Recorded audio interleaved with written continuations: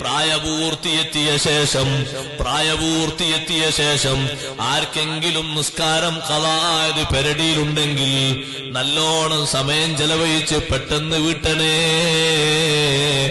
എന്ന് വിട പറയുമെന്ന് തീരുമാനിക്കാൻ പറ്റൂല. നിസ്കാരം പെരടിയിൽ വെച്ചിട്ട് നിങ്ങൾ വിട വാങ്ങിയാൽ മയ്യത്ത് നിസ്കാരം കൊണ്ട് അല്ലത് പുറത്തു തരൂല, തഹ്ലീൽ കൊണ്ട് അല്ല മാപ്പാക്കി തരൂല.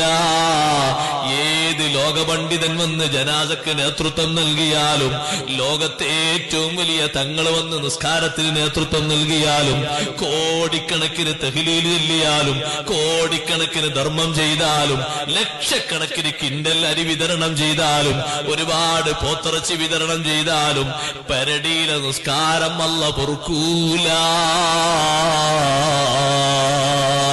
നിസ്കാരം ഒന്ന് മാറ്റമുണ്ട്. നിസ്കാരമാണല്ലോ റബ്ബിലേക്ക് അടുപ്പിക്കുന്ന ഏറ്റവും വലിയ മാർഗം. അതുപോലെ ഒരു അമല് ദീനിൽ വേറെ ഇല്ലല്ലോ. റബ്ബിലേക്ക് ഏറ്റവും അടുക്കാൻ പറ്റിയ മാർഗം സുജൂദിലല്ലേ? സുജൂദ് നിസ്കാരത്തിലല്ലേ സഹോദരന്മാരെ?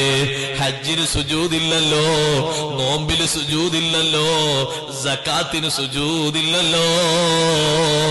അഖ്റബുമാ യകൂനുൽ അബ്ദു മിർ റബ്ബിഹി വഹുവ സാജിദ്. അടിമ റബ്ബിലേക്ക് അടുക്കുന്ന ഏറ്റവും നല്ല മാർഗം സുജൂദിലാണ്. സുജൂദിൽ നെറ്റിവെച്ച്, സുജൂദിൽ കാൽമുട്ടി വെച്ച്, സുജൂദിൽ കാൽപാദം വെച്ച്, സുജൂദിൽ കൈപ്പള്ള വെച്ച്, സുജൂദിൽ മൂക്കമർത്തി വെച്ച്, എല്ലാവിധ വണക്കത്തോടെയും നാഥനായ റബ്ബിനോട് അവൻ പറയുന്നത് അല്ല കേൾക്കും പോലെ കേൾക്കുന്നൊരു രംഗം ലോകത്ത് വേറെയില്ലല്ലോ.